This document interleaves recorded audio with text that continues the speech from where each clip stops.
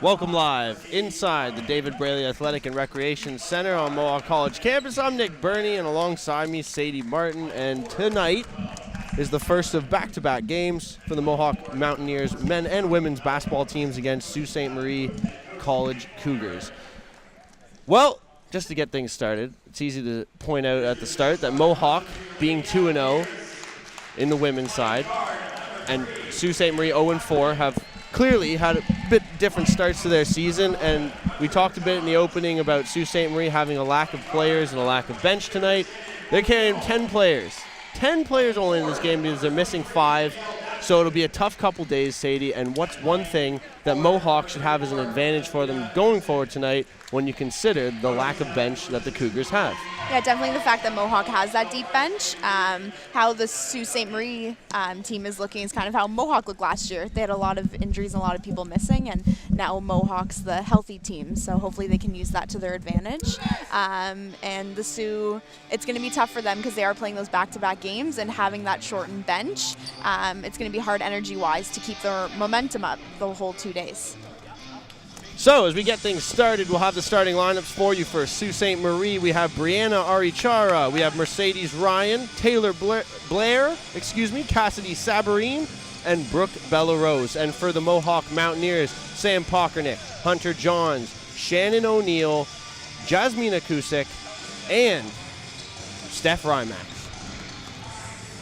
Tip-off is moments away. We're about to get things kicked off. The first of the 2 meetings back-to-back, which will be the only 2 meetings this year between the 2 teams, and the opening tip is won by the Sioux. Coming forward is Arichara, and the shot goes up and is off rim and out, and picked up by Kusik, who leads the Mountaineers in rebounding. Pockernick from the corner. Johns working her way through the paint. Johns with a little uncontrolled layup that doesn't go, and back the other way come the Sioux. It's Brianna Arichara from the outside. Arichara across. Finds Sabarine. Sabarine looking down low. Bellarose driving. Stops. Shot blocked on the way through. Never quite reached. Down low. Ball picked up by Ryan. Now up top, Arichara. And the shot Sabarine clock's down to 3. And they are not going to get the shot off, as a shot clock violation will give the Mountaineers the balls back. It looked like the Sioux, they got those second chance opportunities. Mohawk, we talked about, they almost have a little bit of a height advantage on the Sioux as well. So they should be getting those boards. And there's a loose ball picked up by the Cougars and run the other way. It's Arichara coming towards net. She goes up with a wild layup that does not go in. Kusik with her second board of the game, and up across O'Neill. Leads Pockernick. Pockernick forward. Feeding in the paint. Johns. Fadeaway does not go. So, Cougars and Mohawk still looking for their first points of the game for either side. Down low, it's Sabarine. Sabarine gets the shot off and missing. Steph Rymack back the other way from Mohawk. Rymack finding O'Neill. O'Neill cutting through, fouled on the way. They're counting it. And they're going to count it and the foul. So Shannon O'Neill has the first points of the game for the Mountaineers and for either side. And I think we're seeing a pretty even playing field so far. Hasn't been really any outshining. But like you said prior to the game, that occasionally Mohawk will have issues in getting started quick against teams like Sioux, who are not a bad team, but being 0-4, like we said before the game, they're not one of the toughest teams in the division. Exactly, and Mohawk winning their first 2 season games. Shot up from 3 does not go. Brings their confidence up a little bit and might make them think that this is going to be an easy game for them. Rymack took the ball down, got fouled by Sabarine. And one thing to note, Kevin Duffy not on the sideline for the Mountaineers tonight, but is up in the stands watching his team. So that'll be a different atmosphere for the girls. We know Kevin Duffy's usually a pretty vocal person. Rymack for 3, no good. Pockernick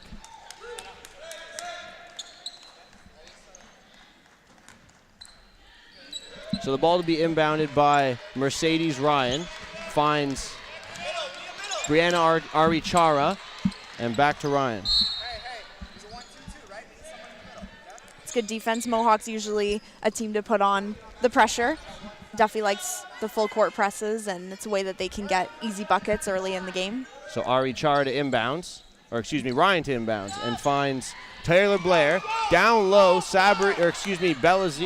Bella Rose missing. Now Sabrin gets it, and the loose ball knocked out of bounds. They had almost 3 opportunities there, so that's when they're clearly out-rebounding our Mohawk Mountaineers right now. And as you said, the size difference, the tallest player on Sault Ste. Marie is 6'1", and Mohawk matching that at 6'1", so pretty much the same size of team with slightly different in the middle. Occasionally a few different player heights in terms of Mohawk having slightly bigger guards. And I think just like Mohawk's able to run through more girls as well. And Mohawk having, as you mentioned, the deeper team.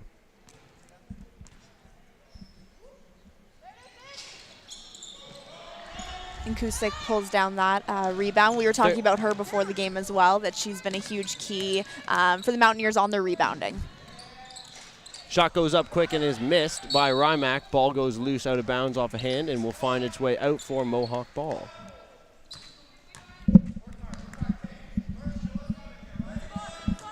Shannon O'Neill will inbound from the side. Ball off the hand, and it will be not off of Johns, but off the hand of Bella Rose and out of bounds, so still Mohawk ball. 3-0. Sue's definitely not making Mohawk's offense easy on them right now. Inbound play to Johns. Still not a lot of pressure from Mohawk, but there's Pockernick with a free 2, does not go. Bella Rose comes down with the rebound and is battled with by Pockernick, but I believe the ball is going to be awarded to Sault Ste. Marie, and also a foul on Sam Pockernick. So in the early start of the game, no points for Sault Ste. Marie Cougars, and Mohawk only with a 3-0 lead. Back the other way is Arichara. And the shot clock's down to 8 seconds now. Sabarine holding with the shot clock running down. Sabarine with a quick 2, and the long-range jumper goes off back rim and out, but it's picked up by Ryan. And now Arichara is at the top and has lots of time. Back across. 6 seconds left on the shot. Bella Rose. And the ball is locked loose, and that will be a shot clock violation as the referees make the call. And they're going to see a timeout called from Sault Ste. Marie on the sideline. So we have seen in the first 3.5 minutes 3 points between the two sides. There's been literally no scoring. However, about 3 rebounds for Jasmina Kusik, who leads Mohawk with, I believe, coming into this game, an average of 11.5 rebounds per game. And she's a rookie, so she's doing, she's definitely being noticed. And I think she's also getting a fair amount of playing time as well for rookies. So she's the leading rebounder for Mohawk. And also 26 minutes per game, which is just behind 2 of the better players for Mohawk in Steph Rymack and Shannon O'Neill at 27. Yes, that's a huge feat for being a rookie, because Shannon and Steph, they're both veterans. I think Steph's on her 4th year and Shannon's on her 3rd. So they've both been around, and Kusik is definitely performing very well on the defensive end and getting those rebounds and second chance opportunities for Mohawk. Yes, and considering, like you said, 27.9 minutes per game for Steph, 30 minutes a game for Shannon, and for Jasmine to be playing 26 minutes a game, be sitting right under them, and be outperforming them in terms of some of her play. Not many points-wise, but in terms of her rebounds but and defense. But it's the hustle plays. It's almost the plays that you need more, so she's the one that's creating those opportunities for other players. 2 blocks per game also leads the Mountaineers for Jasmina Kusik, and leads the team with 3 assists per game, albeit this team does get a lot of assists from a lot of different people. Yeah. So it's not exactly like there is usually one ball handler for the Mountaineers offensively, but also I'm sure Mohawk would like a little more than 3 points to start the game. Pass. And quickly down the court, quick fast the break. veteran, was good. Karina Brown, it looked in like her the 5th Sioux year. tried to put a little pressure on them, but Mohawk broke that easily. And so one of the things we've seen early on, as there's a throwaway from the Sioux, and the Cougars will lose possession. Take another look at that replay of Karina Brown putting her first 2 in the game. Mountaineers have looked very good in the early going, and down the other way, Batnick will take it to the hoop in stride, draw the foul, and get the 2. So early on, not a lot of scoring like we said, but this is more what Kevin Duffy would appreciate offensively. A little more balance, structure, consistency moving up the court. Especially that fast break, he would have really liked. Instead of seeing what we saw in the first 4 possessions, we'll say, for either side, which was a lot of confusion and obviously no ability to find the back of the bottom of the hoop. And there a little more of it down low. And off I think someone on the Sioux we can point out, though, is definitely Belrose. She's usually a consistent player for them, and I think she's hustling out there, and she's getting the majority of the rebounds for their team right now. And Brooke, one of the bigger players as well in height-wise for Sault Ste. Marie, so will be needed on the boards for them. And there's Batnick down low for an easy jump shot, too. And that is more of what we expect from the Mountaineers. It's been good defense to start. Nearly halfway through the first quarter, not a point for the Cougars yet, and they will turn over the ball as they cross the timeline. So some substitutions coming now for Sault Ste. Marie as into the ball game comes Shari Butler. Sherry in her second year. Ball swung around at the top of the 3-point line and then knocked loose by Sault Ste. Marie down low. Mohawk having to return back. Sabarin moves slowly, finally finds Butler. Butler into the corner, that's Belrose. Belrose at the angle. The shot clock's under 10. Finding Ari Chara. And as Ari Chara dribbles through, she loses the handle on it, and Pockernick picks up the loose ball. Back the other way come the Mountaineers. Batnick almost had it knocked from behind. Pockernick eventually finds O'Neill in the corner, and she can't bury the 3. Ball loose, Butler with it. Butler. The Mohawks all over them. Finds the open man. That is Taylor Blair, Blair to Sabarin. Great passing to Belrose. Wide open down low, missed it. Could have been the first points for Sault Ste. Marie, and they can't get it yet. Sabarin after the turnover. Another offensive opportunity for Sault Ste. Marie to get on the board, and she is fouled as she goes up for the shot. So over 5 minutes in the first quarter, finally, it looks like Sault Ste. Marie are going to get themselves on the board. Don't go jinxing them now. Well, very slow start, to say the least.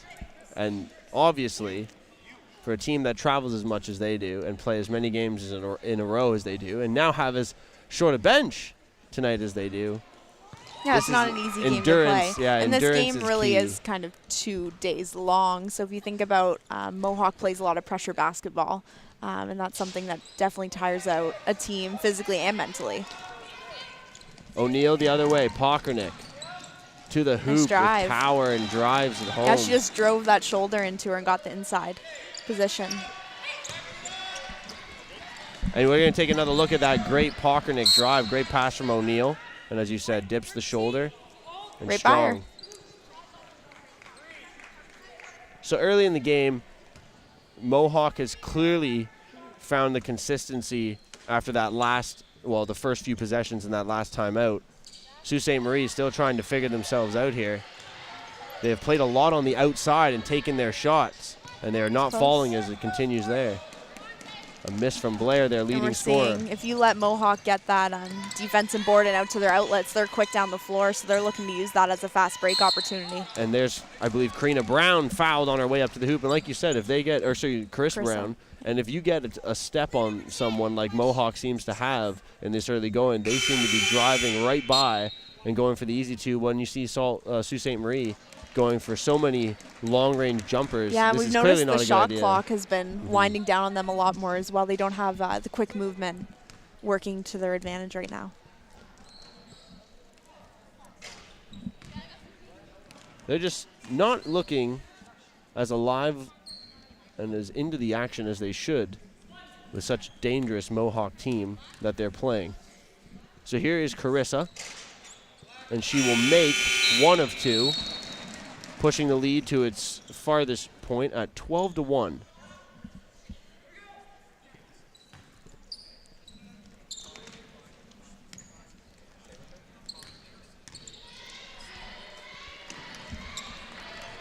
Sabarine down low, finds Blair. Blair missing. Sabarine an offensive board. Could not get her hands on that one. Blair got another chance and hit the bottom of the rim. And after that, it will go out and still be Sioux ball.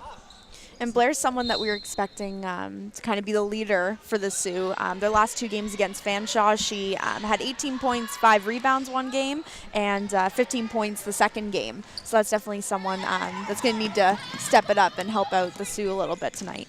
And Cusick grabs her 4th board of the game there. Shan O'Neill, a long-range triple and buries from the right side of the arc. 15-1 early for the Mountaineers.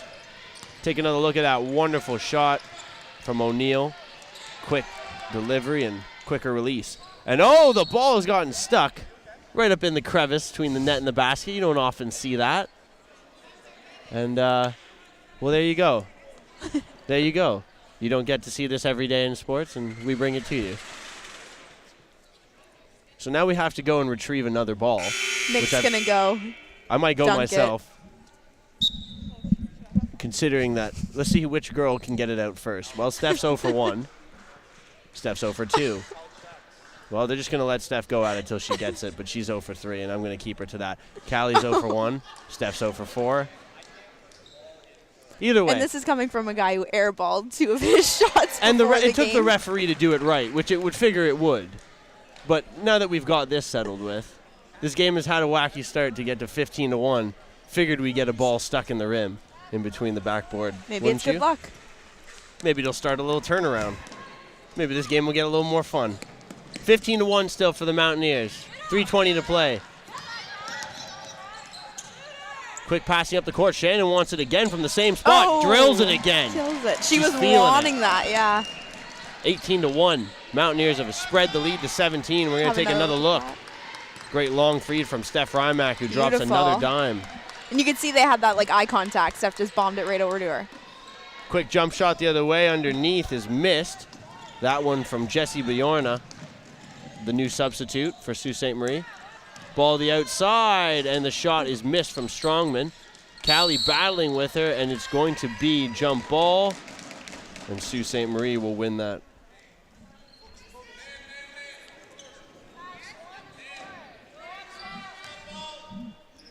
Ball inbounded from the Sioux from their own back line.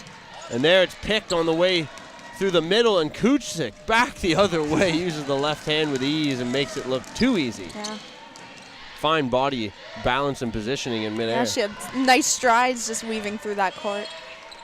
Ball picked up, losing her dribble and having a tough time getting it forward was Butler, but eventually got to Sabarine, who finishes under pressure near the hoop. So the Sioux getting on the board again for the second time. And there's a long-range three from the other side from O'Neill and unable to hit this time. Butler up the court. It's Hey Behario. I'm not sure how you would say that name, but we'll stick to Autumn. Autumn gets it back. She launches the three and off, rim and out. Back to her again. Now Autumn cuts through to the hoop, and a good cut, but a little too hard off the backboard and out.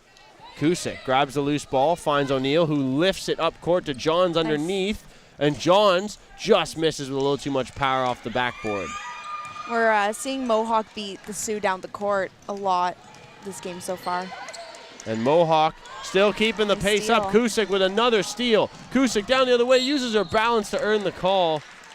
And I will say, one of the best things about her is when she is going up for a lay-in, she has so much balance as she takes herself up towards the net. It's hard not to earn the call because she looks like she shouldn't be impeded as she goes up into you. She actually draws your contact and makes you hit her even harder off stride. So the referee almost has no way he can't make a call on that. And Sadie just sat there and listened to that explanation and thought, well, that's pretty straightforward and that makes sense. Kusick misses the first of two.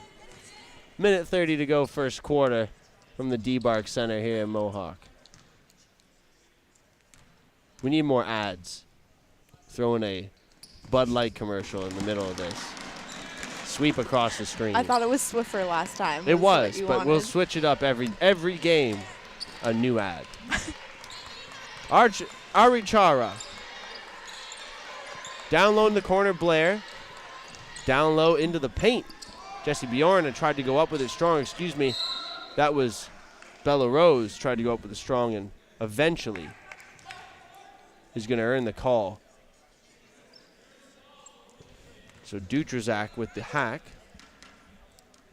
That's her first foul of the night. And for the first time to the line is Brooke Bellarose. And she will bury the first, lowering the deficit to 21-4. So 17-point deficit right now for the Cougars as we come towards the end of the first quarter of play.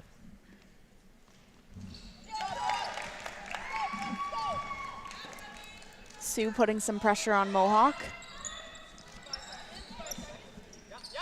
Ball inbounded. With this full court press, Mohawk almost ran into some trouble getting up the court, but good anticipation by the Sioux. so Dutrazak to inbound from the sideline, just past half court. Finds Rymack. Steph works her way in. Steph looking to the left. Now it's Strongman.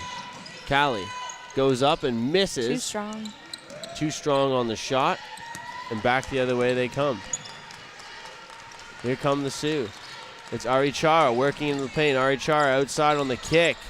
Back to her now, but she does not take the shot. She drives in and gets the wicked shot off to fall while she earns the call. So she will go to the line shooting one.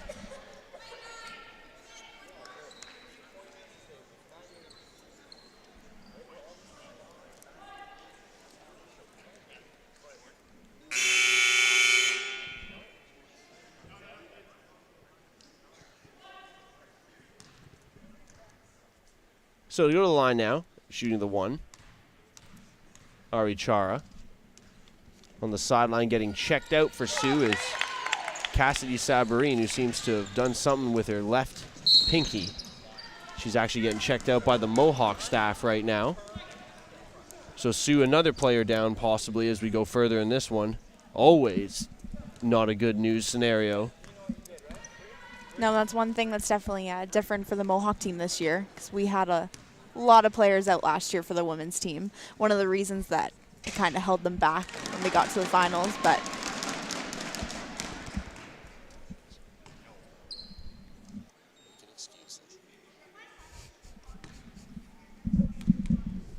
so now at the line, Callie Strongman. And if she hits, the Mohawk lead. Plus 15. Under 40 seconds left in the first quarter of play. looking Ari to set Chara. a trap. Ryan now at the top. Finding Blair. Blair tries to go in quickly down low. Karen puts it up and misses. That's Kimberly Karen with the miss, her first shot of the game. Now Strongman with some pace and an over and back called, and I don't know about that. It looked like she came over and the pass remained forward, but tough call, and the referee will say that it was over and back. So we have, is Mercedes Ryan inbounding. Brianna Arichara at the top. She is the ball handler for the Sioux. Taylor Blair into the inside. Kimberly Karen on the outside now finds Ryan. Mercedes Ryan to the top. Bella Rose with a long shot. And Brooke Bella Rose shot off rim and out to the corner. But it will go off a Mohawk Mountaineer defender and Callie Strongman. 1 second left in this second. quarter. The old quick pass it in and shoot.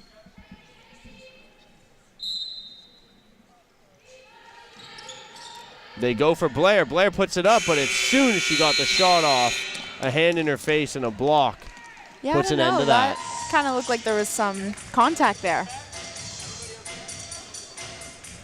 So, possibility of a call, but even though Sadie saw it, the referees did not. Yeah, I guess At not. the end of one quarter of play, it's 23-8. The Mountaineers lead by 15 points at the end of one quarter. And I guess to sum up the first quarter of play in the simple form, defense beats good offense, but when you have no offensive flow like Sault Ste. Marie, you might start getting in trouble and you might not even catch the 10-point mark by the end of the first quarter. That's what we're looking at right now, but I think Mohawk's just beating them down the floor as well. So when the Sioux does make a mistake, Mohawk's quick to turn that around and make it into an easy layup. So unfortunately, it just becomes easy baskets for Mohawk if it's those quick rotations.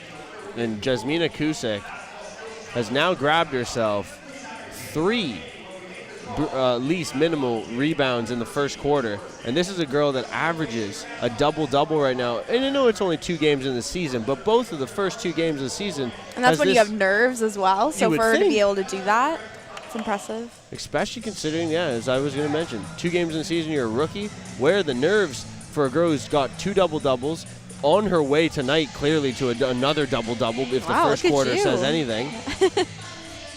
So. And with the Sioux and Mohawk, Mohawk's really been putting pressure on. If you're Mohawk, are you going to keep the pressure on right now?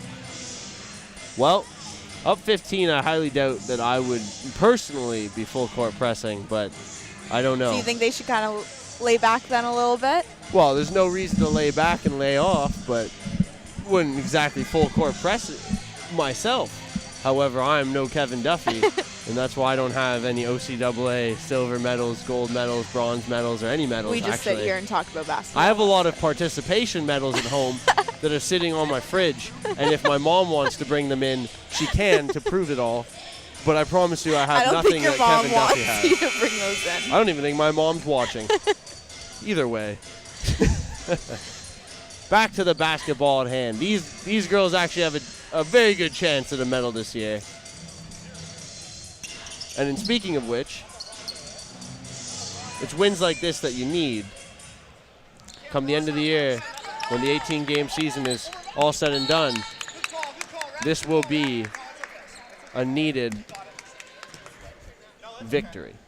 And hopefully taking both games, including tomorrow. But yeah, and it's a chance for both teams to further develop as well. Like we've seen a lot of rookies or a lot of the Mohawk Mountaineers that we don't see on the court as often. They're able to get out there and work with the team, and I think that's something that you need to do if comes a time later in the season when those people are needed. They're not going to have as many nerves because they've already gone out there and worked on all the plays and everything.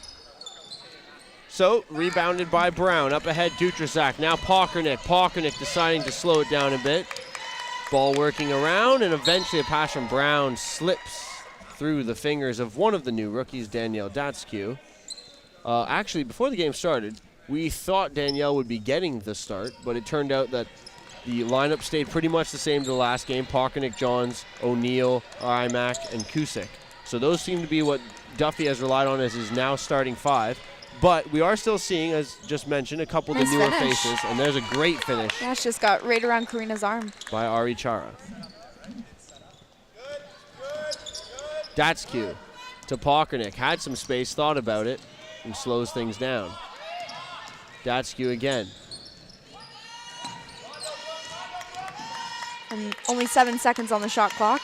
Pockernick off the rim and out. And there's Brown, and Karina with a battle. Does not win that one, though, versus Belarus. Inbound for the Sioux.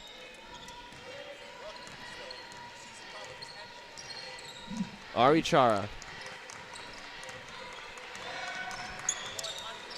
Tried to use the screen, then picked up the dribble. Finds Blair, thought about the shot. Blair works to her left. Shot now finds down Ryan. to 8. Belarus to her right. Just gotta go up. Works in, goes in strong, does not get much on it, and a great block by Brown.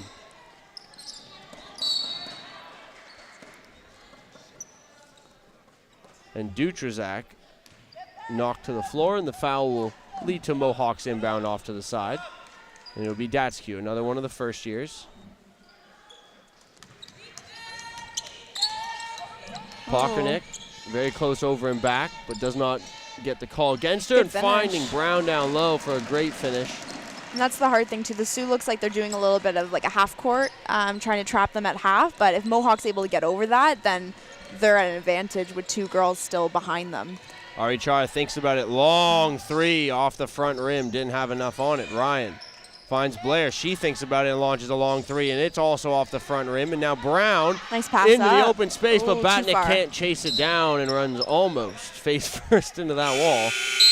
So Yeah, it's a little bit unsafe that our walls don't have any padding at padding that one on end, them. I will yeah. say.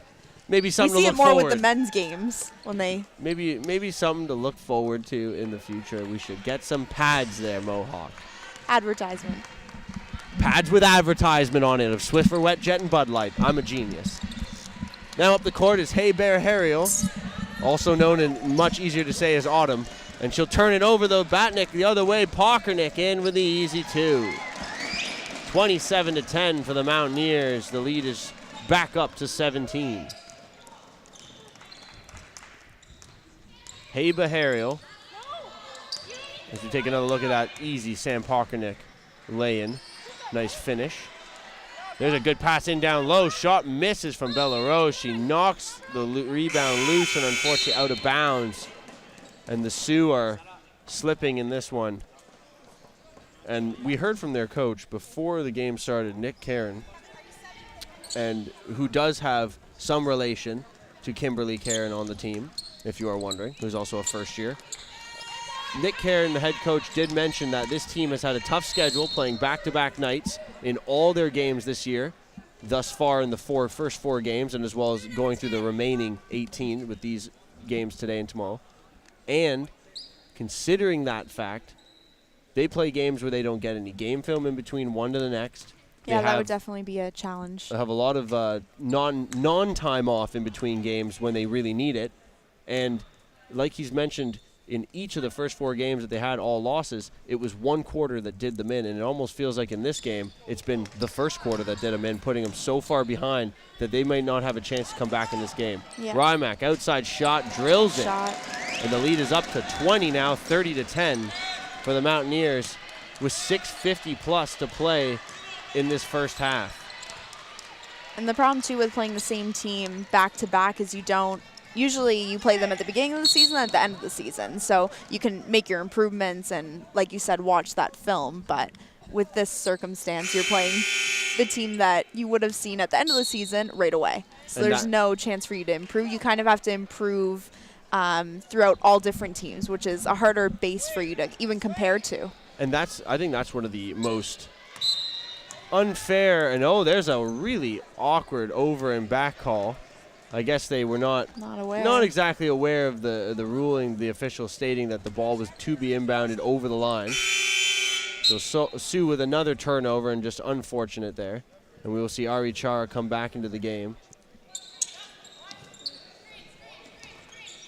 Now, moving forward, Rymack, and she's going to travel. Just couldn't get the pass off before she slid there with her left to right foot. And going back to that point on the Sioux, just a long year ahead for them. And like you said, a lot of nuances that no other Mohawk or Niagara or Sheridan team would have to face throughout their season that they'll have to face. And there's another look at that nice finish by from Carissa Brown.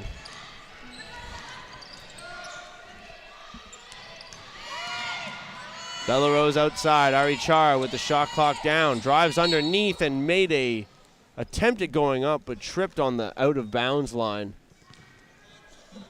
Looking like it came out of the court there to trip her up, but with that, another turnover possession. That's been the problem here for Sioux, having just 10 points thus far in the first half. Yeah, and then Mohawk's getting those second chance opportunities. Ball forward, Brown looks to her sister Carissa down low. There's a nice pass from Karina, but no finish. Bella Rose able to fight through the two-man battle and eventually earns the call on Carissa Brown. Yeah, I think if I'm the Sioux right now, I wouldn't be wanting to put the pressure on that they are, because I think they're being burned on it. Like Mohawks, a lot of the times getting those easy layups out of them because they're just not able to get back and cover their end. Sault Ste. Marie, not a lot of movement on offense, and you can see it in Ari Chara. She's pretty disappointed with nobody available to really pass the ball to, but there's some great movement. And Mercedes Ryan found herself down low, and it just wouldn't go in for her. A great look and a good finish almost from Mercedes. Down the other way, Pockernick goes up strong, takes a hard foul from Bella Rose. I was impressed that she even saved that basketball. It was kind of on the ground. She was half dribbling it. It was a good effort from Sam to get down there and get it. She looks like that took the wind out of her at least. I bet if you asked her, it felt like she got hit by a freight train. Does that look like she got knocked off her block? Oh my God. That was a good line. She a little derailed.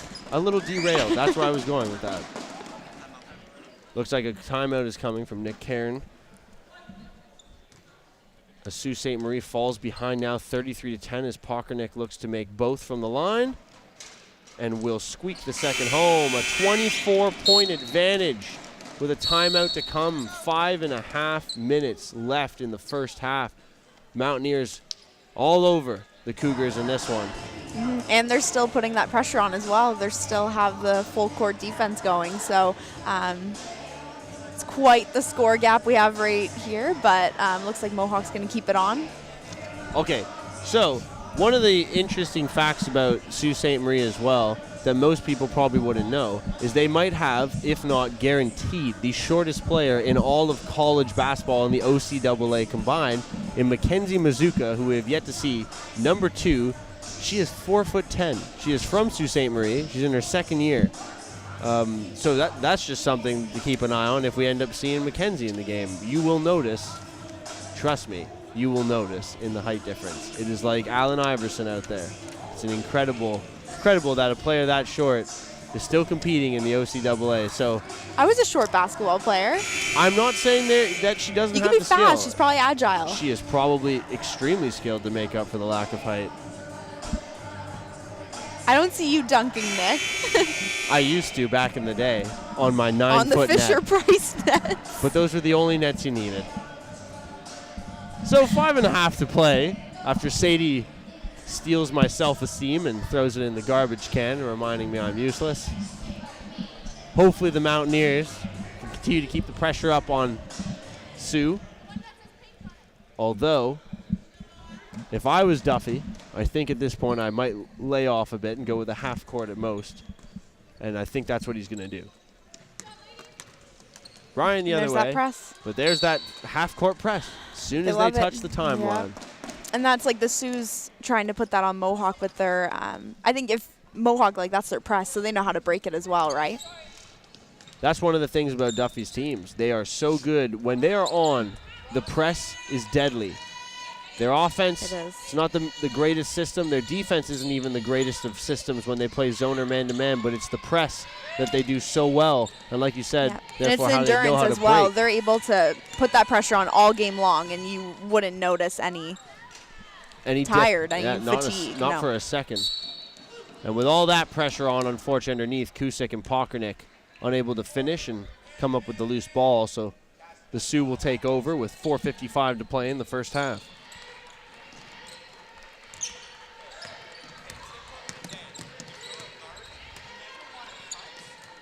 Paul comes forward. Sabarine. Now the shot clock. Ball knocked out of her hand for a second and eventually rolling out of bounds. And that's the tough part, too, is the Sioux, they really have just a couple point guards that are comfortable with bringing the ball up. So with Mohawk being able to take it out of their hands, it really puts them in a hard place to get their offense going. Shot clock running down. Bella Rose shoots a long-range shot that just will not find the bottom of the net. Back the other way, Rymack running. Takes a look, finds Johns right through the middle. Johns with a nice finish. The little runner in the lane. Taking a look at that. Great little feed there, and Rymack has been the dish master tonight. Ball on the outside, Bella Rose, long-range three again, no good, but Sabarine grabs the board and makes a nice little move to go straight back up. And that's what we haven't seen from the Sioux too often is those second and third chance points. Sam Pockernick passes it to Johns. Nice little pass. feed. Pockernick gets it back and then finds nice. O'Neill. That was beautiful. Yeah, good little give and go, and then just passing it over to the other block. Ari Chara back the other way. 3-on-3 going up against Pockernick 1-on-1, but gives it off. Now Butler finds Sabarine. The shot clock under 10. Back down low. Shot goes up wildly and does not go down from Sherry Butler. And we're going to see the ball go out of bounds, and it'll be Mohawk ball. And back into the game is Jessie Bjorna. One of the, I believe, 5 or 6, actually 6 members of the team who are from Sault Ste. Marie.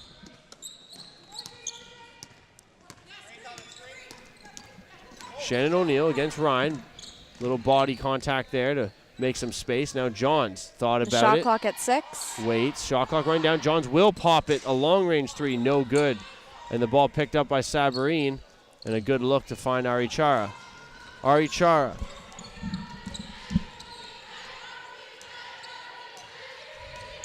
From behind the arc. Thought about it. Bjorna. The shot clock under 9. To the corner. It gets picked off. Kusik. Nice pass Ahead. up. Pockernick.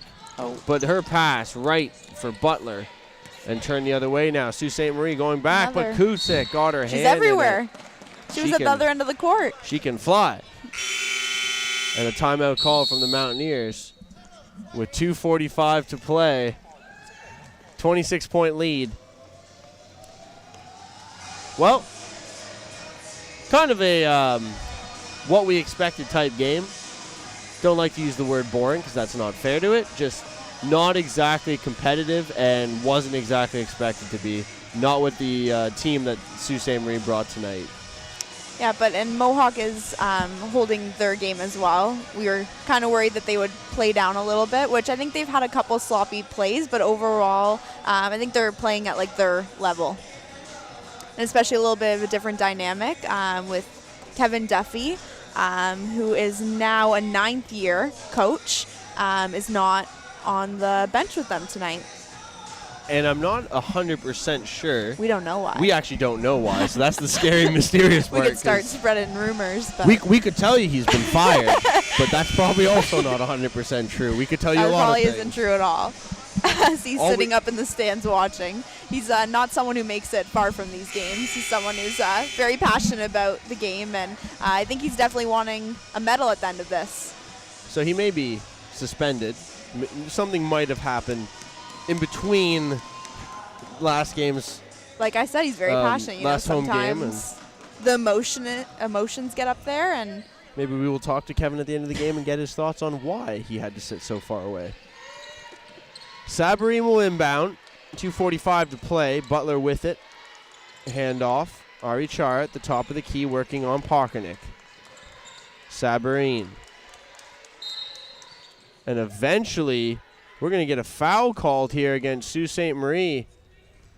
And it's on 15, which is Jessie Bjorna. I think it was the push-off there. She tried to get around the end, open for a pass.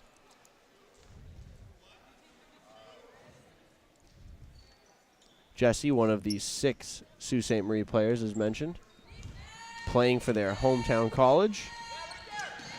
Daniel Datskew across. nice pass. There's a great passing from the Mountaineers. Too Doesn't end bad. with the finish. And eventually Strongman picked up the loose ball, but she had stepped on the out-of-bounds touchline.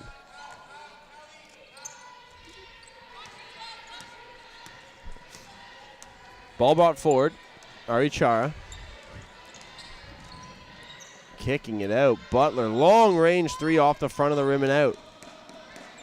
Brown, Karina, ahead. Shannon O'Neill drives on Ari Chara, now picks up and drives on Ryan, beating 2 men to the net. And eventually, we're going to see the foul come against Mercedes Ryan, number 5, and we'll see 3 subs. And here she is. As onto the court come Mackenzie Mazuka, Autumn Hay Bahario, and Kimberly Karen. So 3 new substitutions. And the shortest girl in probably OCAA history is on the court. I don't know why this is such a To feat me, it's to impressive. you. That's all it is. It's an impressive feat to be in a game where dominated by size and to be as small as Mackenzie Mazuka is. Pretty impressive. 4'10" is the guard. So here's Kimberly Karen. And Nice little there's move. a nice little move to get free and no from Jessie There we Bjorna go. from about 15 feet away. Shannon O'Neill.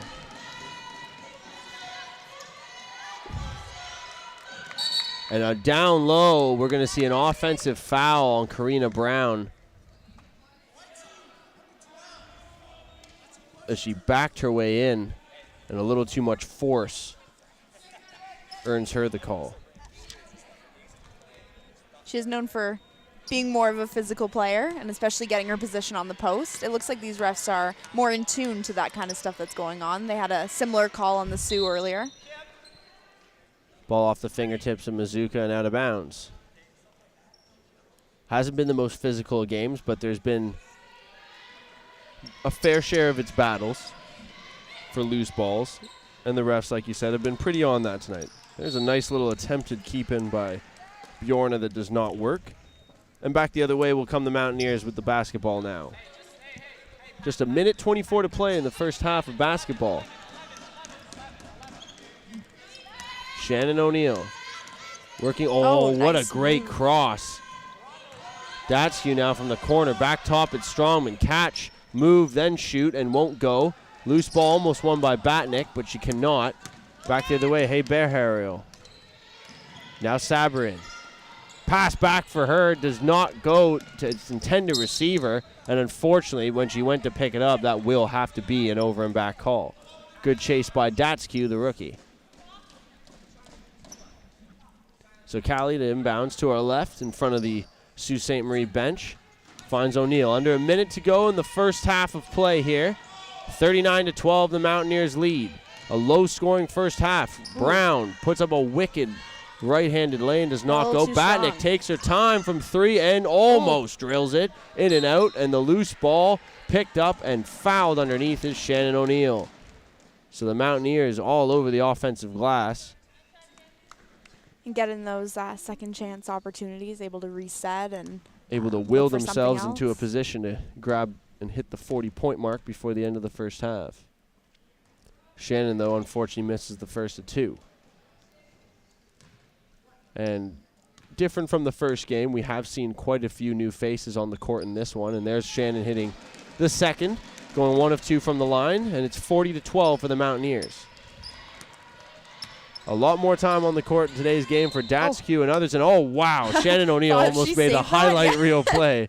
If she had got that ball in stride to Datsky on the run, that would have been one to remember. So Shannon O'Neill reminds us that not only the highlights come from the offensive end, but you can also have a few from the defensive end, too. There's Jessie Bjorna going up strong and earns the call for the Sioux.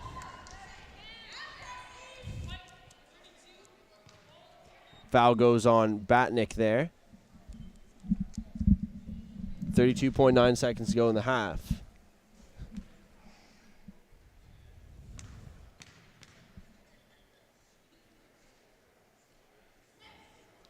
And Bjorna hits the first cleanly.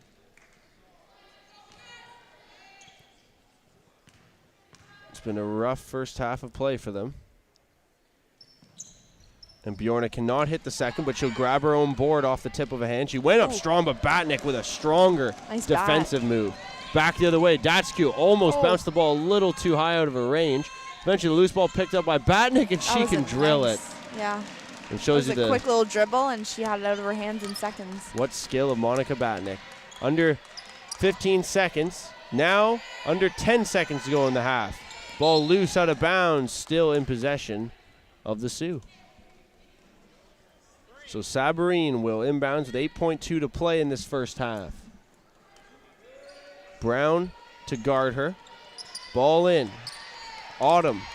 Beharrier takes it up strong and can't get it to go. The rebound trying to put it up again was Karen, and she could not get it done, and that brings us to the end of the first half. 42-13, the Mohawk Mountaineers lead by 29 points. So it's been a pretty lopsided first half. The Mountaineers have come out and gotten off to a good start. We've seen some good offense, some better defense, and I think almost like better plays than what we saw the first couple of games. They look I like would they're have to admit. working together more. Things seem a little more well put together. And I was going to ask you, I imagine you'd agree with this, but like you said through the game a couple moments there in the first half, it feels like this is the perfect game to get Danielle Datsky and Desiree Duchesne. And like you said, Callie Strongman, and maybe a little more time for Allison Spolster. We might see her later in the game. Girls that in the first couple games have gotten a minute, 2 minutes, 5 minutes, and it's not because they can't play. It's just they are new, they are fresh, they're still learning. Yeah, exactly. And this is the perfect and game. Jeffy needs his for these girls. His first line out there. So it's definitely a game that they can get out there and work on the plays. And there's probably a lot of nerves, like a lot of the other rookies that we've seen doing really well, like Jasmina. She's had a lot of time out on the court, and she's already got those nerves out of the way. So for him to be able to put those girls that don't get as much playing time into a rotation is nice to see. So 42-13, we're going to take it to the half. And after the break, we'll come back with the second half of action from DeBark Center on Mohawk College campus. Mountaineers lead it 42-13. We'll be back after this.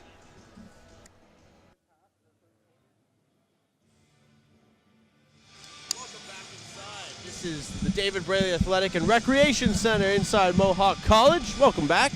Nick Birnie alongside me, Sadie Martin. We're at the end of the first half of play, and we have some highlights from the first half that you're catching up with and seeing on screen, including a couple triples from Shannon O'Neill. 42-13 is the score. 29-point advantage for the Mountaineers. As we said, going out of half, it hasn't been a hotly contested game, and of course the scoreline says that.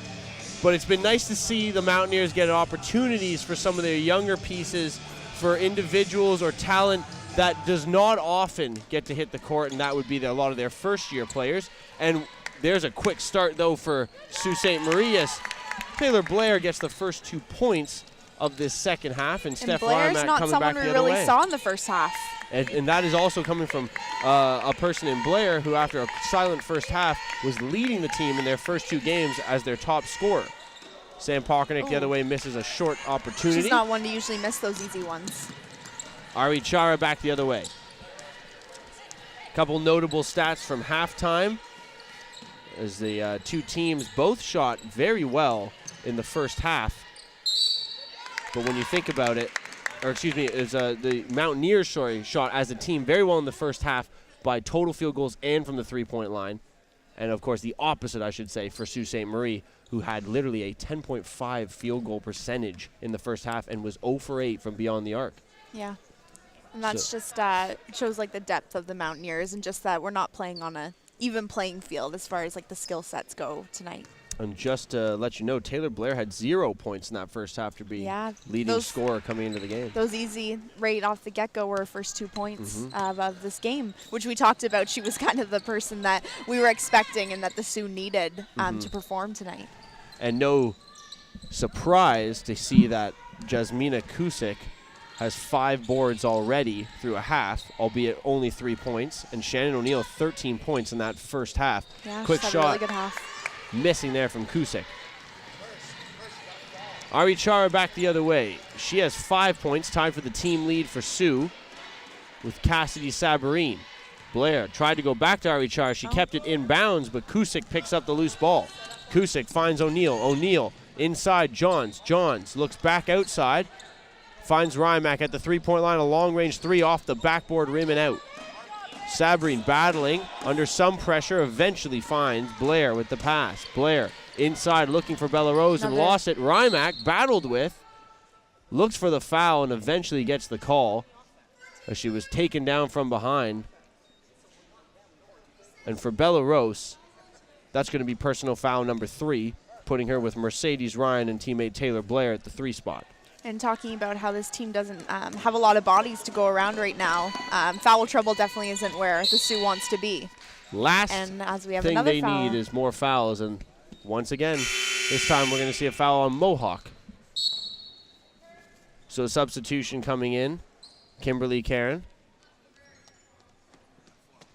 And so that's Mercedes Ryan's 4th personal foul.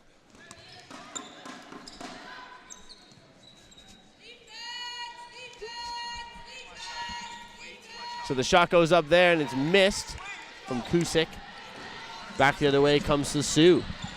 Ari Chara kicks it out. Long-range 3, Sabarin off the front of the rim. And they're not even, they're just not having any luck with their shots either. We've seen a lot bounce off the front rim, off the back rim, but they're just not sinking. And Sam Pockernick makes it look too easy with 2 more points there, putting her up to 8 total in tonight's action. She is and was leading scorer in the last game with 21 points and averaging 18.5 through the first 2, is the leading scorer in points per game for the Mountaineers coming in. That ball off a Mountaineer and out of bounds, so Sioux will stay in possession. They have 11 seconds on the shot clock. The largest lead in this game, 29 points at one point in time, 28 right now. 15-1 the points off the bench at the end of that first half for the Mountaineers. There just hasn't been enough offense for the Sault Ste. Marie right now. Back the other way, pocketing off the steal. Takes it hard to the rim and makes another lay-in. That one a little tougher than the one prior. Gives Sam 10 points on the game now. Second Mountaineer in double digits in the point category, joining Shannon O'Neill. And there's a foul on Blair down low. And I believe you're going to see it's either Shannon or Jasmina. And it's going to be Shannon who draws that foul. Or, excuse me, will be charged with that foul. That's team personal foul number 1 for O'Neill.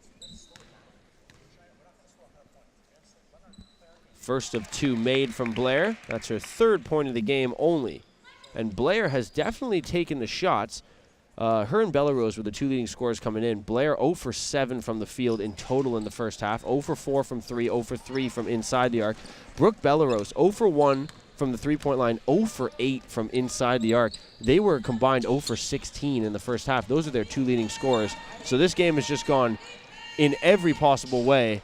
Has been just a bad bounce after bad bounce scenario for Sault Ste. Marie. Definitely, and that could come a lot from Mohawk's pressure. Like we talked about, they do play that whole court pressure quite consistently, so that can really throw someone off. It gets you moving a little bit too fast, and then they're not putting that extra finish on their shots that they need. That one off the back rim and out as another does not fall for the Sault Ste. Marie Cougars. Nice pass. Great pass down low. Great up and under finish from Sam Pockernick. She looked like she almost lost it there, but I thought she did. Yeah, she's really good at finishing her shot. Take another look at that. Takes the pass, one dribble, oh. Lost it on the way up, and a little bit of little English on that back roll there. Quick pass into the paint here, and we're going to see a call, and I believe that's a foul that's going against Karen. And we're going to see some substitutions from the Sioux. So Blair will come off along with our Ichara. We see Butler enter the game again. And Hey Behariel, who's probably got the toughest name I've had to say in the 3 games we've done this year. So thank you, Hey, for making my life just that much harder. Batnick down low in the corner. Back up top, Ryman. Down to 10. Pockernick as that shot clock lessens. To Batnick, nice back pass. down low. Pockernick doesn't get the call. Again up and under. This time doesn't go, but her teammate is there to put it home as Carissa Brown picks up her 4th and 5th points of the game. They've just outworked them on the boards, and Sam Pockernick is starting to find just free space in the paint. And it's just too easy. And there's a steal now. Back the other way. Carissa Brown herself to the hole. Doesn't get it to fall. Earns the foul on Sabarine. That's Sabarine's first personal. And for Carissa, she will go to the line shooting her 5th and 6th free throws of the game. She's actually only 1 for 4 from the line, so a good chance for her to pick up the pace there. And we'll see before that, timeout called on the floor. 50-18 is the score. So just 5 points in the early going for Sault Ste. Marie. Better than they really had in the first half, considering they had 8 in the first, 5 in the second. But they can't seem to slow down the Mohawk offense, which has put up 8 with them here in the quarter. Yeah. And it's just like they're behind too much. Exactly. This is not a game that they can come back. But now, like we've mentioned, and we'll probably continue to mention the rest of the way, lots of opportunities for both teams to work on some things, see some improvement. Obviously, Sault Ste. Marie is going with a few different lineups. They've been bringing on 3 and 4 players and off at a time. And Mohawk, you can see sort of similarly following the game script. They're slowly bringing off their more important players and bringing on girls who we don't see so often. So the rest of the game, hopefully, will be a bit of a sneak peek at the future of the Mountaineers, and hopefully even the future of what Sault Ste. Marie's got looking for them down the road. Yeah, and I think definitely like into the game tomorrow, like we said, Mohawk, they're very strong defensively. They have a lot of presses that they throw at teams. So hopefully the Sioux is able to see those presses and figure out the holes and ways that they can break it for tomorrow, because I think that'll make a big difference in their game. Mohawk's gotten a lot of steals and a lot of just off of turnovers where they've been able to get down the floor and get those easy 2 points. It'll be a tough rematch tomorrow for Sault Ste. Marie more than anyone. Technically, the Sioux will be the home team in tomorrow's game. Of course, again, will be brought to you here on M-Link by us at the David Braley Athletic and Recreation Center. And it'll be an early afternoon start, too, so 1 o'clock. Not easy to come back after a night game with an afternoon game, especially when you're on the road and you're playing with as few players as they are playing with in tonight's first game. So here's Autumn Hay-Beharriel. Gets over the timeline, finds Butler. The shot clock's already down to 10 seconds. They've just made it over half. And that is exactly what we've been seeing a lot today. Oh, yes. And there, unfortunately, as Bella Rose went to cut through the paint, Brown couldn't keep her footwork up with her, and feet got tangled, and Bella Rose will earn the call. So foul on the floor, so Butler will inbound from the back line, and we're going to see Brown coming off. And for a second, she looked a little nicked up, but she's coming off mainly because of the 4 personal fouls now on her. 1 away from exiting this game early. Bella Rose looking under 10 seconds on the shot clock again. Ball gets worked around. Thought about a shot was Kimberly Cairn. Beharriel with no time left to get it off. She does and hits the back iron. It went first, so no violation. Back the other way. O'Neill, great feed, but behind Rymack, who just does not have the wingspan to catch up to that one. No, not when she's moving one way and the ball is passed Needed to be about 7'5" on that one for the catch to be made. A little out of stride. But you can see the idea is there. The Mohawk offense is just quick pace. Let's keep these girls down. And let's tire them out that much more, having to make them, as you say, run both lengths of the floor. And the shot clock's down to 7. Ball whipped around to Bella Rose. She cuts right in. Good shot and finish. That was a great finish for her first 2 points, or excuse me, her first bucket of the game on the floor. She had been to the free throw line to get her first 2 points. That's her first field goal, and she'll go to the line again. So and it was a great move on her part, too, because she cut to the inside instead of going to the outside, so she was able to finish with her right hand as well. And she finishes, so she's 3 of 3 from the free throw line, where she's been perfect there. You'd be pleased with that, but not much else to be pleased with in this game if you're a Sioux fan. Down 30 points right now with 4:32 to play, and we're still in just the third quarter of play. Johns to Rymack. Long range, quick triple. Steph buries 54-21. That's what and we're going to see. She's known for. I believe we're going to see a 4-point play opportunity here for Steph Rymack. Take another look at that. They say Bjorna got a hand-on-hand contact there at the end of the play. So count the 3. Didn't look like, from our vantage point, great angle from our camera crew there up top, but it didn't look like there was really much of a foul. And now that it turns out, it's actually Callie Strongman at the line shooting 2. So it must have been something because of the foul underneath there. And we saw Strongman fall to the floor on the replay. And so they say that the bucket will count, and they will also give the 2 free throw shots to Callie, and she makes both. So the lead now up to 35. And that's someone that we haven't seen yet this season on the court. So she's pulled out 4 points for this game. She's definitely seeing the court more than usual. Yeah. Considering Callie in the first 2 games was really held to about 5 minutes per game and was unable to really make herself well known enough in those games. Especially it's hard when you only play for those couple of minutes because you're cold. You're sitting on the bench. So when you go into the game for those couple of minutes, it takes you a little bit to even warm up. Shannon O'Neill with Steph Rymack, the major 2 in the backcourt. Still on the floor, driving this team forward. Johns going into the paint strong. Wow, what nice a fadeaway shot. And it looked like the Sioux had a hand on the ball, too, and she's still able to finish on it. And there's something about this team, as you can see another look at that great finish falling away by Johns. When they get in motion offensively, this is a juggernaut offensive team. They can score in bunches. They have 3 or 4 different scorers who are very streaky scorers, and we've seen it from Johns before. There's a shot from Butler, highly contested, but not much of a go up there. And the nice thing about how Hunter Johns plays is she's good on the inside, but she can also give us the 3-point shooters too, which make her difficult to guard. And that's what I would have to admit in my season preview. I had to write that Monica Batnick and Hunter Johns give, with the combo of the Brown sisters, the best front court in the OCAA, hands down to Mohawk. Yeah, it's hard to guard, 100%. Because you have just such good rebounding, such good interior play, and then like you said, that 3-point deadly shot still available.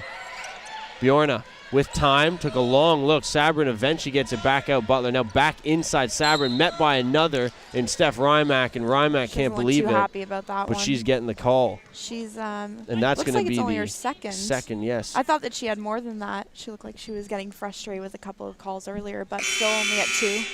Well, Steph, someone who plays with her heart in the sleeve, as we've seen earlier. Yeah, but her shot's on tonight, too. I think with the first couple of games that we've seen of her, she hasn't been shining quite as much as we expected, but I think the Mohawk bench is so deep that she's a player that when she knows she needs to step up, she's there to step up. So right now, everyone's pitching in, everyone's scoring, so it's not needed as much. That one sunk. 58-22 is the lead. That is an intercepted pass the other way. Not the most smart passes there over the timeline from the Mountaineers, and we're going to see the shot clock have to be readjusted. It never got reset after the turnover.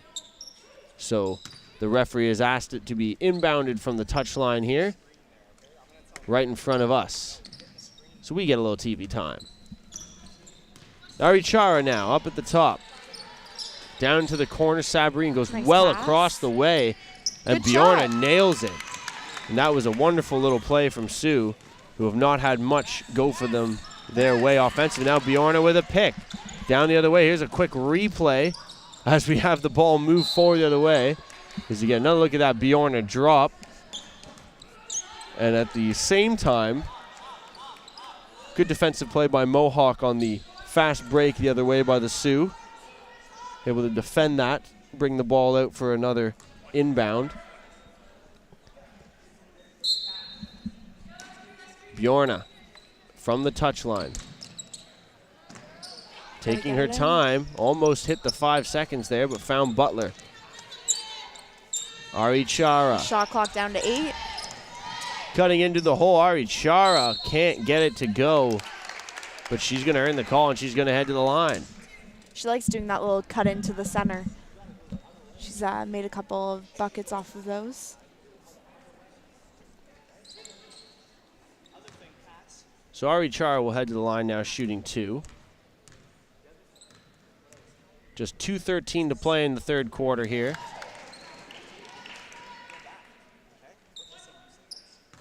The first of 2 is made. And now she will head to line for the second, and not able to hit that. Dutrazak into the ball game. Getting a little more time on the court nice now. move. Great move by Pockernick. And as you said, just lost it on the way up. Butler can't believe it, but Pockernick earning the call. She has been that good tonight. She has kind of worked her way into the referee's books. She's very good at seeing where the gaps are. And she's been so dominant in this third quarter, and this really the first 8 minutes have been all her underneath. She's gotten a touch on almost every possession as that one rims out. Yep, on the she's first sitting of 2. at 12 points now, 6 of which came from just this quarter. And she is going to make 1 of 2 from the line, so give her 13 now and 7 in the quarter.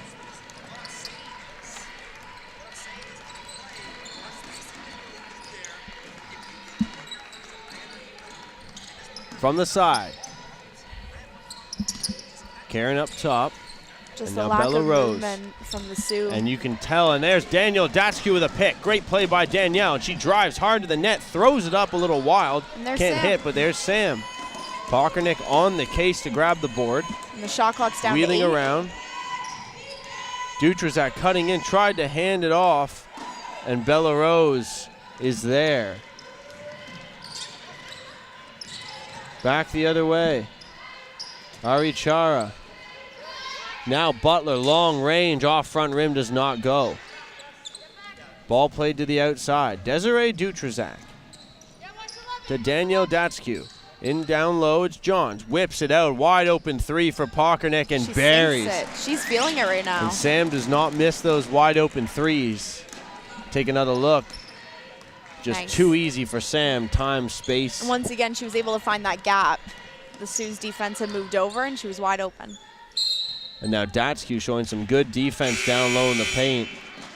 Trying to rip the ball out of Butler's hands, and that will end up earning the jump ball possession in favor of Mohawk.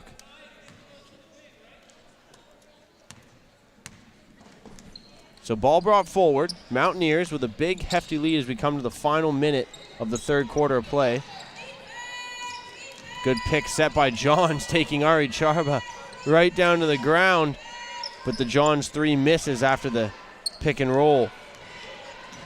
Back the other way, Ari Chara picking herself up, driving towards the hoop. Call the block. And they do call the block on Desiree Dutrazak, and it didn't exactly look. No, it looked like she was standing right there. It I looked thought like she had her feet set. it looked like she was going to try and kind of weave through her, but it looked like she hit her standing still. So No luck on the call there No for luck. Desiree. And with 24.6 left to go, Ari Chara will hit the first of 2 from the line. Still 1 quarter left. This game been decided for quite a while in terms of who's going to be coming out on top, as Ari Chara will sink both from the line. Mohawk with 2 of their new faces on the court right now. Oh, and they almost had that trap on Dutrazak. And there, good swing pass finds Pockernick in the corner. She drives in, misses. Datsky able to get it and put it home. So Danielle Those are her Datsky first with her points of the first 2 game. points as a Mohawk Mountaineer. Must feel good. And with the final seconds ticking away, Ari Chara's shot Oh, is she got blocked. fouled. And actually Datsky called on the foul on the way up with time hitting zeros. And there's going to be 2 shots for Ari Chara just before the end of the third quarter. And we'll have to take those before we go to a break.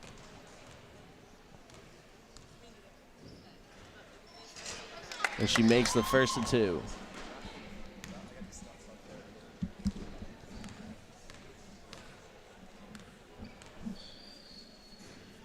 So Brianna Arichar will make both from the free throw line, and that'll bring an end to the third quarter. 64-29, the Mohawk Mountaineers have taken a 35-point lead into the fourth quarter. As we take some look back at the highlights of that third quarter, and a lot of it you'll see Sam Pockernick Nice being drive. the lead girl for the that one that Mountaineers she in that almost lost. terrific up and under play.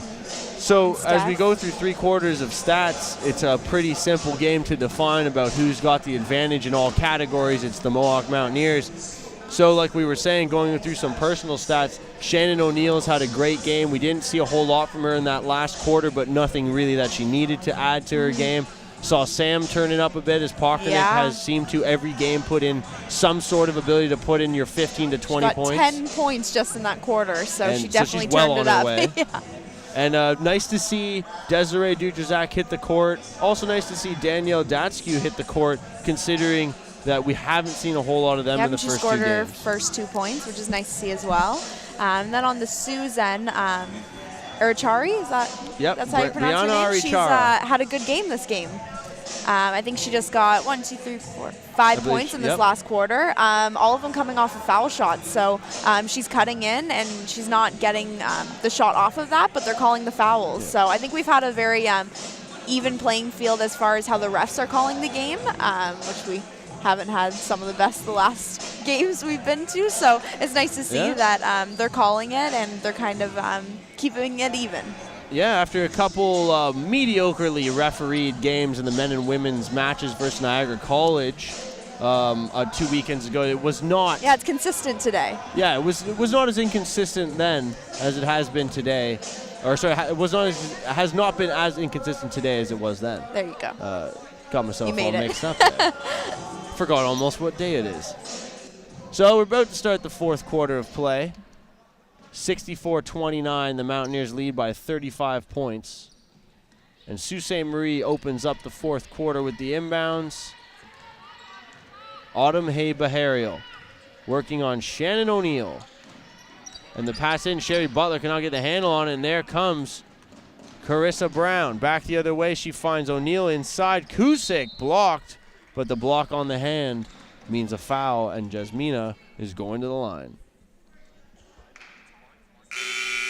And also, one of these type of games where you have so many points scored from the Mountaineers, yet really we're only at 65. They're probably going to end up with what they've averaged this year, around 80. It's been a terrific defensive game and also quite a horrific offensive game shooting for Sioux.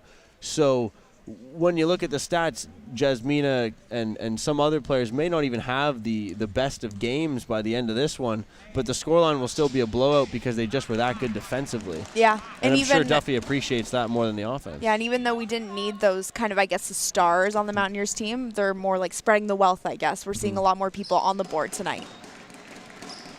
Not a bad thing at all, especially not in Duffy's eyes, I'm sure.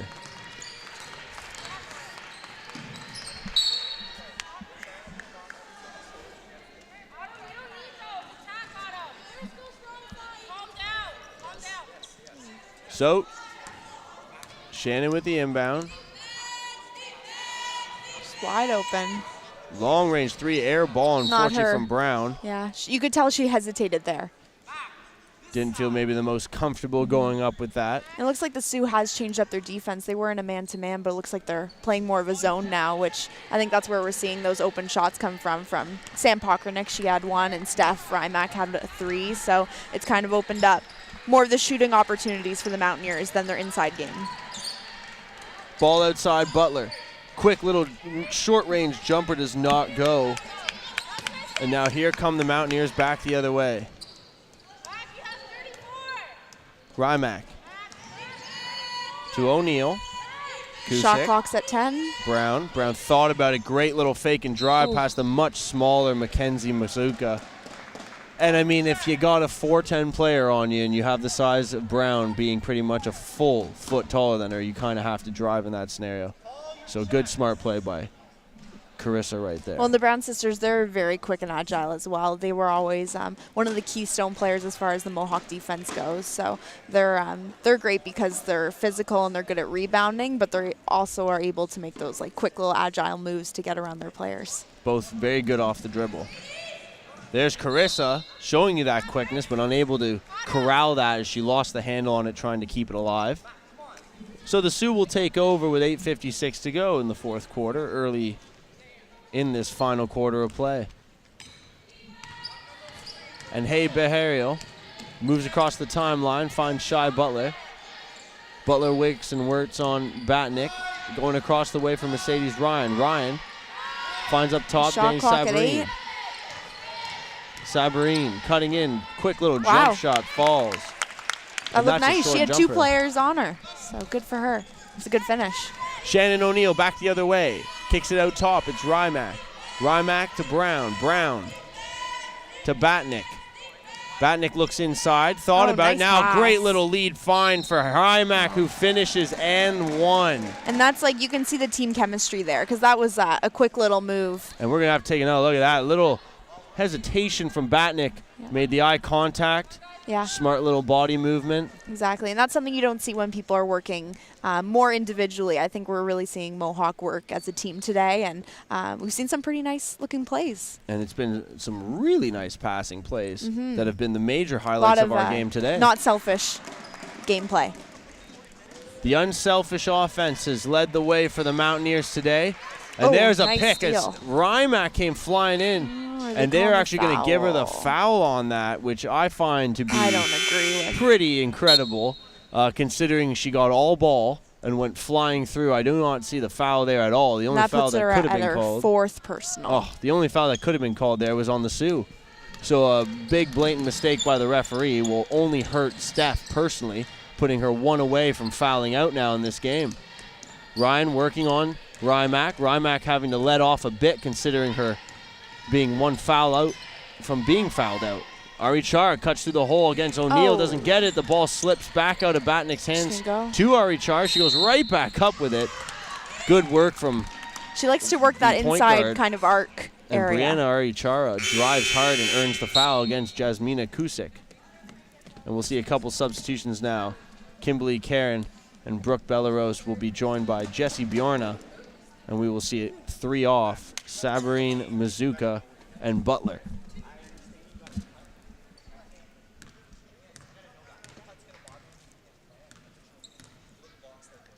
Ari Chara will miss the first from the free throw line.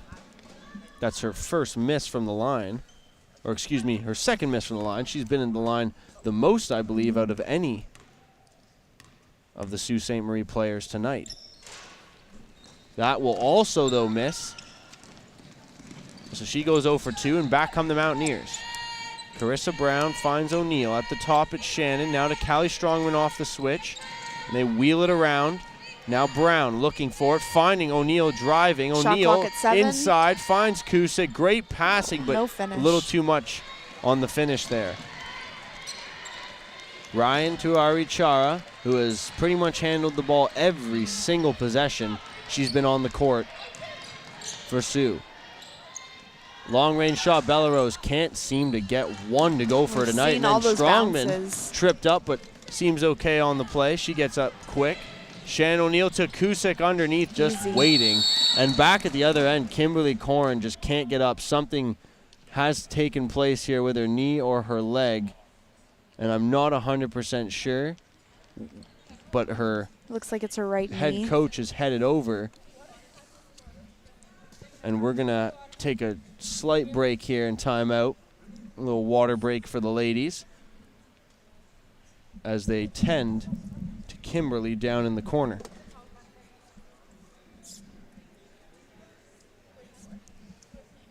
So the Mountaineers leading 71-31, 40-point advantage, 7:02 left to play. Just to take a moment, and I think she went down in regards to Kimberly Corrin on the play there. She probably went down, I believe, as she went up for that rebound and came probably down on, I imagine, someone's leg, someone's foot. Yeah, I think it was one of the Brown. It looks like a foot injury at the moment because it looks like it was the ankle and just a moment of pressure applied. So she has gotten up. She will make her way to the bench. She will be okay for the time being. And it looks like she'll get some work done on her just to try and work out the kinks right now. And we've seen, we were talking about how Mohawk's really done like a lot of second chance points. The Sioux will get kind of either their one shot off and then the Mohawks getting the board and they're zooming down the court. So just in comparison, Mohawk is 12 second chance points while the Sioux's only gotten 4.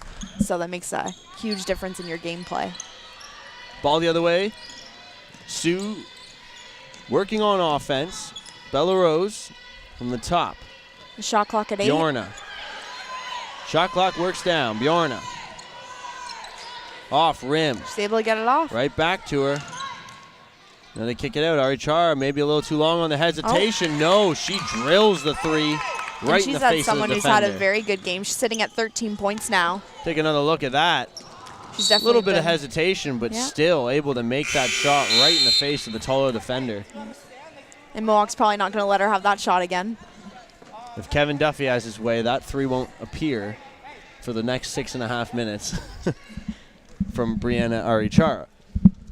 However, Kevin, albeit probably a just 40 has almost, eye contact. I was going to say a 37-point lead right now for Mohawk, and Kevin Duffy looks like he almost looked at us there from the stands, like he was about to get into our faces and teach us a little bit about defense. So you can still tell he wants the best from his girls every step of the way here, and some great passing leads to an extremely easy finish there from Karina Brown underneath. Wonderful passing setup from the Mountaineers on that one. Back the other way, Ari Chara working on Callie Strongman, gets the pick set. Good work by Strongman to work through the pick, but Ari Chara able to stop pop, does not hit off rim. Krissa Brown ahead, Shannon O'Neill. Neal cutting towards the basket, strong, and somehow earns the foul. She didn't even think she got that call. She came up smiling, because I don't think when you go in that out of control against three defenders, not often you earn that call, but she has played that well tonight. Maybe just a little bit of love on Shannon from the referees. And she'll bury the first of two. And looking at the depth of the benches, on the Sioux's end of things, they have 6 players that are on the board, while Mohawk has 10. Only 2 players on Mohawk's end haven't scored, so that's huge to have that many people on the board in a college game like this. Scoring from all over if you're the Mountaineers, and there's nothing wrong with that. Bodes well for them going forward. Nice drive. Great block by nice block. Hunter Johns, but unfortunately the call will be made on the catch-up attempt. They're going to give it the foul on Johns from behind. Says she made hand contact, but as you take a look at that replay, clean. that looked pretty sweet. Terrific block by Hunter nonetheless. And you can see she didn't like the call very much on the court. So Ari Char will go to the line. She is going to be there for the 10th time now in the game and the 11th time. The only Sioux player over double digits in free throw attempts, and one of the few players in double digits we've seen tonight in free throw attempts, if not, I believe, the only one for either side. She, O'Neill, and Pockernick have definitely been earning their way to the free throw stripe in this game. Unfortunately, nothing else has gone right for the Sioux aside from that from Brianna Arichara. That shot missed easily. Rebound come down and brought out by Dutrazak. Quick find for Pockernick. She had to force up the three, followed it up, cannot grab the board. And I think she kind of knew that was a bit too much on that one. And almost a little tumble back the other way. Here's a long-range three again, this time from the Sioux, and it's continued all night. They have not had any luck. They have not hit a single three-pointer in the entirety of the game now to this point. We haven't been seeing air balls either. Like, they just look like unlucky bounces. And Datsky there fouled as she tried to find her teammate. Hand on hand. And we are going to see Datsky go to the line. And Danielle, remember, 2 points. Her first 2 as a Mountaineer in tonight's game. She's one of the new rookies and one of the future pieces. And she'll miss the first of 2 from the line here. It's her first free throw attempt. Everything she does is a first right now because she is a rookie. And so many milestones. Obviously a lot of milestones to touch on. But nice to see that the younger girls, who we don't know as much about and have a lot of hope for going forward, as Danielle nails the second one. Looking good, playing strong, and mainly one of the nicest things about Danielle's game and Desiree's game today has been the defense and how stout they've been in coverage. For sure, and I think that has a lot to do with the hustle side of things. If, you're excited, you come onto a college game. They probably have a lot of adrenaline pumping, so why not transfer that over into your defense? And a great run through the hole by Mercedes Ryan, but she could not get it to go. She tries to put it up again, gets bodied from behind. She'll at least earn the call. And one of the things we've noticed about the Sioux's game in the second half is at least they've come out and they've pretty much, for the most part, matched Mohawk comparison to the first half where they were blown away. So nice to see that they can hopefully carry this. Yeah, they haven't given up, right? Like we're seeing that good energy. Tomorrow. They'll need it if they want to have a better outcome tomorrow afternoon. And they're going to need to start the game this way rather than end it 100%. only.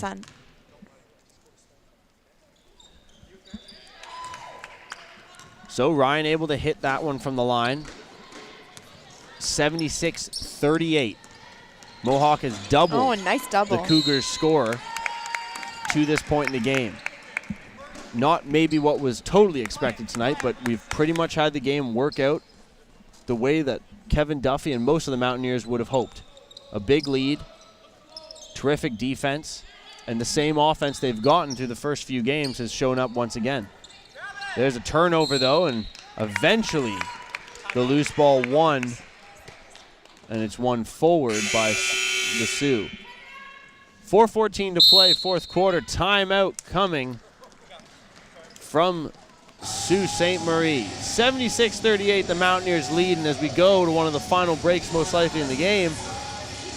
I guess when you come to the end of this one, 3-0 for the Mountaineers going into tomorrow. One of the few things I'm sure that to look forward for tomorrow's game on the Mountaineers side is improving a few of the mix-ups that have happened in terms of this second half offensively, like allowing so many three-point looks that are open. It's just kind of a shame because, in all honesty, Sault Ste. Marie probably deserved a few more points in this game. They just can't seem to get a shot to fall. Yeah, they're just not sinking, so it's unfortunate. And, yeah, but both ends, Mohawk, their defense has been awesome, and they did pull off that full-court defense because you have to think that the Sioux, one thing that they have that's kind of an advantage to them right now is they're used to playing games back-to-back. Mohawk's not used to that. You know, they have a game, have a nice couple days off, you know, get back in the gym on Monday, but now they're going to have to play at, I think it's 1 o'clock tomorrow. Yep. So, you know, maybe we're going to see a different Mohawk team. They might come out sluggish and, you know, like they already put this game behind them, so it's going to be easier, and we might see the Sioux come back with a little bit more fire, and maybe they, like you said, they can start the game off better than they did today.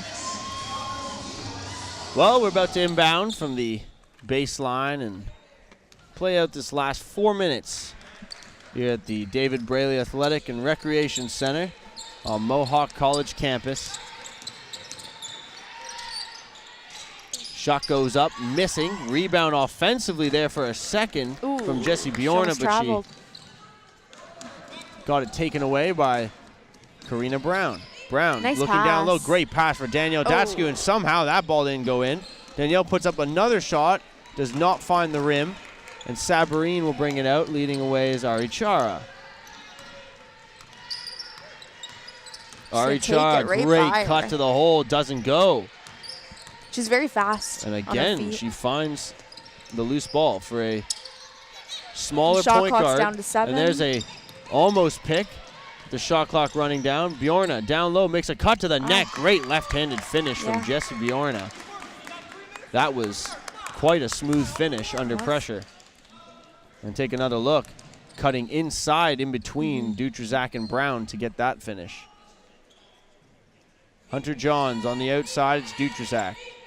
Swinging around. Datsky. And her little give is intercepted by Mercedes Ryan, running hard the other way. No foul on the call. Good defense from Brown. Back the other way, Pocknick. What a pass. And Dutrazak's pass not very good, though, looking in the inside there. Sabrine goes herself all the way, tries to draw the call, but Brown with some great footwork and defense.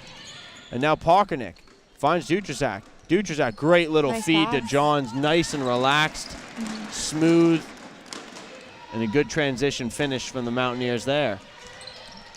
Just under 2.5 to play. Sabarine.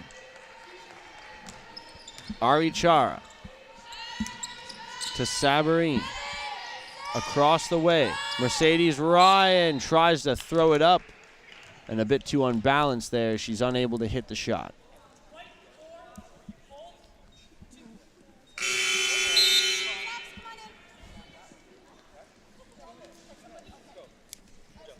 So we will see a bunch of substitutions for either side. And now, Allison Spolstra will make her way to the court. We have not seen Allison really touch the court through the first 2 games of the season, wearing number 14 for the Mountaineers.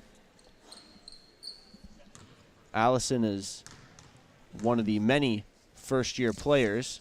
As you see her standing in the background behind Ryan there, as Ryan misses the other free throw, and Strongman brings it forward. Now Shannon O'Neill. O'Neill on the inside. Kusick puts it in on a horrible angle, and with under 2 minutes to play, the Mountaineers have, for the 3rd straight game, hit the 80-point plateau, which is seemingly their mark and their season average for points. Seems to be hovering right around here, and it seems to be a positive sign every time they hit it because they are 2-0 and on their way to 3-0 because of it.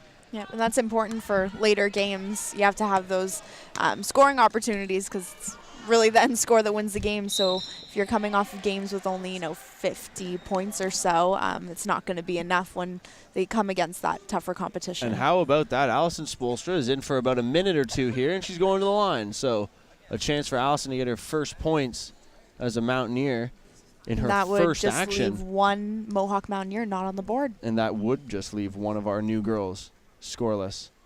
But not quite. We may have jinxed Allison. She's still got one more shot to go with 1:42 to play in the fourth. Spoelstra is from Hamilton and Hamilton Christian High School, and unfortunately she misses both from the free throw line. Still possession for the Mountaineers with 1.5 to play. O'Neill dips it back out. Batnick will set and almost looked like she was going to drill that 20-foot jumper, but off front rim and out. That is a very comfortable shot for Monica, who will make those about 80% of the time when you leave her open like that. Kimberly Karen, inside, Sabarin, outside, Ari Chara, long range, off the back and out. Batnick grabs that board.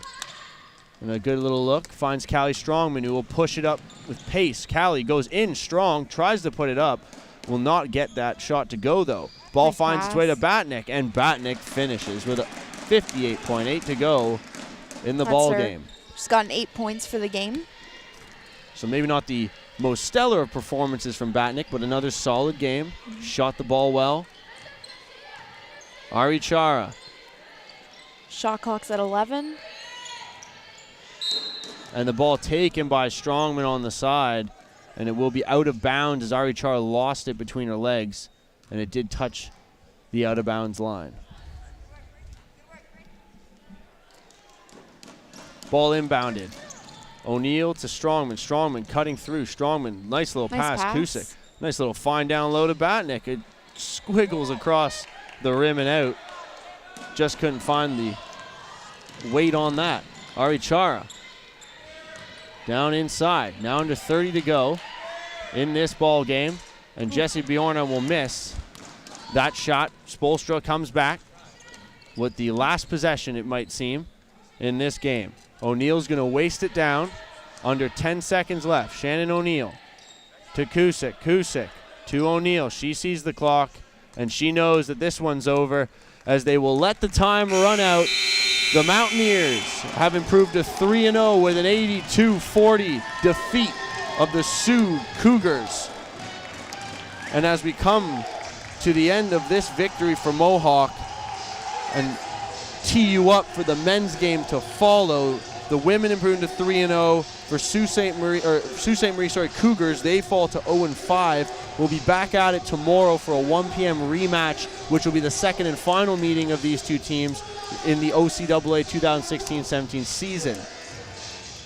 Sadie, if there's anything you want to point out from this game or take from it, what can we look into tomorrow? Obviously, things are pretty clear for us, but what do we look for tomorrow from today between these two? Yeah, I think Mohawk just has to come back mentally strong because, they did just win 82-40, so that could go into their head, and they might not come out with the same fire that we saw today. And the Sioux could start off their game stronger than they did today because now they've seen Mohawk and they know what's to expect. So I think we could very well see a slightly different game. Hopefully, Sioux can pull it together a little bit more. So we'll leave you with these highlights from today's action.